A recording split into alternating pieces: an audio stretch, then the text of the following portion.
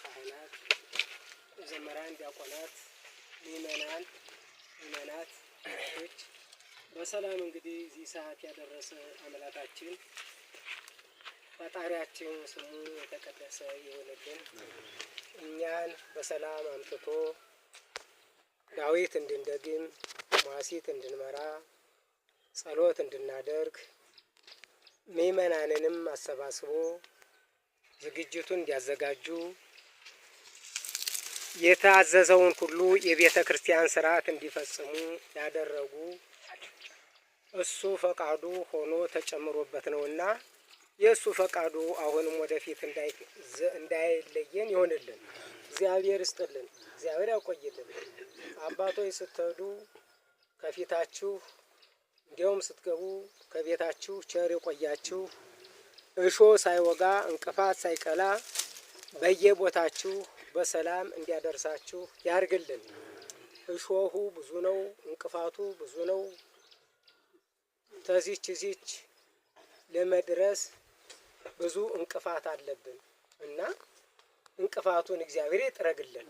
እግዚአብሔር በሰላም እንዲያስመሽና በሰላም ወደየቤታችን ሁላችንንም እንዲያስገባን የእሱ ነው ፈቃዱ የእሱ ነውና የእሱ ትእዛዝ ነውና እንዲያስገባን ያርገን። እግዚአብሔር ይስጥልን የተሰጠውን ስጦታ እንዲሁም ለእኛ ስጋ ወደሙ አድርጎ የስጦታውን ደግሞ ባለቤቶችን ደግሞ ዝክሩቱን ይዘው የተቀመጡ የመጡ የቆሙ አባቶች ዘመዶች በሰላም በደስታ እንዲመለስላችሁ ያርግልን። እግዚአብሔር በእውነቱ እንግዲህ በእውነት እኔ እንዳየሁትኝ እኔ እኚህን አባት አውቃቸዋለሁ። ታላቅ ግዙፍ አባት ነበሩ።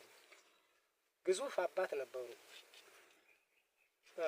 እኔ እንደው ትንሽ ሳይደርሰኝ ቀረ እንጂ ሬክዎ ለብፁዕ ገብረ ሚካኤል አዳም ቆሙ ወሰናይ ራእዩ የሚለውን የሚናስን ልመራው አስቤ ነበር። ወሰናይ ራእዩ አዳም ቆሙ በጣም ቁመቱ ከፍ ያለ ምንም አይደለም፣ ጾቱ ምንም አይሰራልኝ።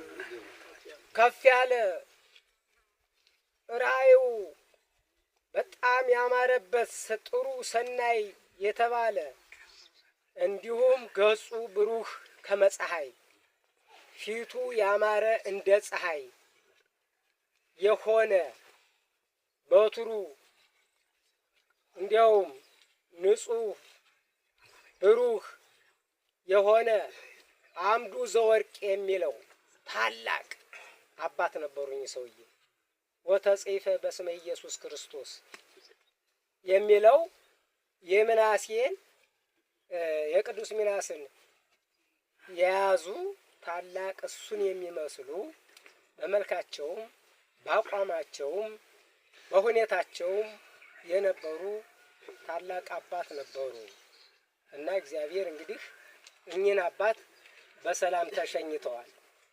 እንደሌላው ብዙ ጣይር ሳያዩ ብዙ መከራ የልጅ ልጅ ሳያዩ የልጅ ልጅ መከራ ሳያዩ በእውነት ከልጅ በፊት አድርጎ እሳቸውን ወደ ጥሩ በፊት አድርጎ የመራቸው ይሄ ታላቅ ስራ ነው።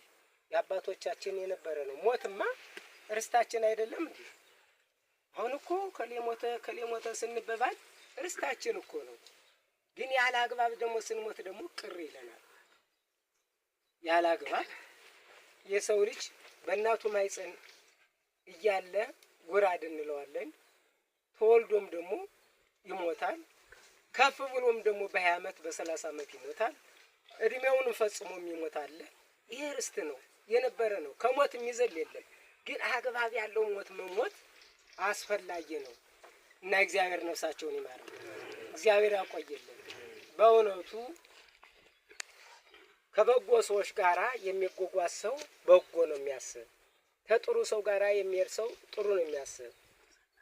ወትሮ አባቶች እኮ ሲጋቡ የማን ልጅ ነው የማን ዘር ነው ተብለው እኮ ነው የሚጋቡ የነበረ። ጋብቻ ሲፈጽሙ የንጉሥ ዝርያ ከሆነ የንጉሥ ዝርያ ነው፣ የአፄዎች ከሆነ የአፄዎችን ፈልጎ ነው ይጋባ የነበረ። እና ግቢያቸውም የመጨረሻ ጊዜ ያማረ የሰመረ ጥሩ የሆነ በግዕዝ ሰናይ እንለዋለን።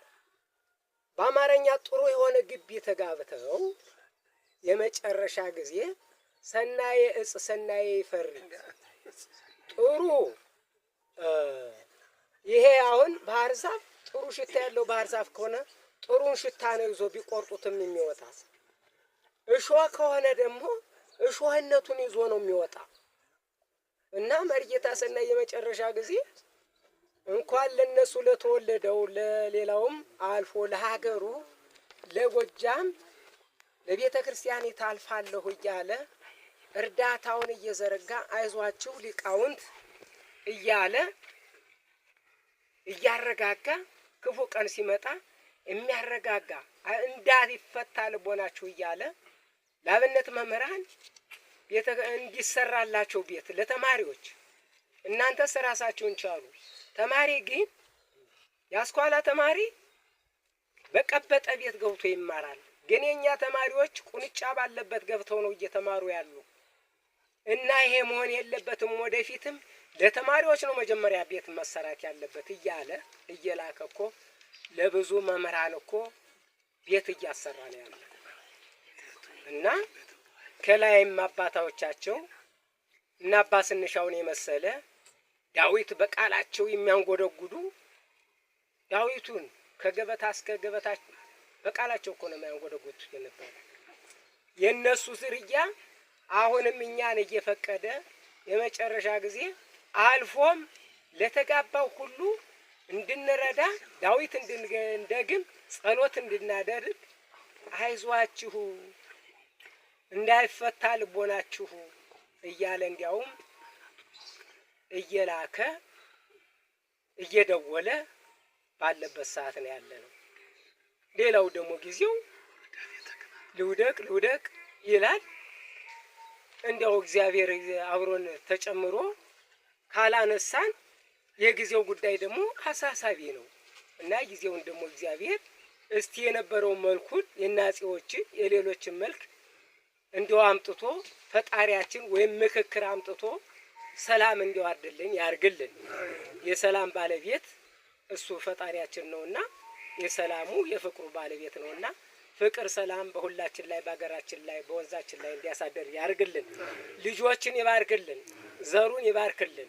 የተዘራውን ሁሉ ዘር የእምቧይ ዘር አድርጎ በያሉበት ባርኮ አባታቸውን ስም እንዲያስጠሩ ለዓመታት እንዲበቁ ያርግልን። እግዚአብሔር ይስጥልን።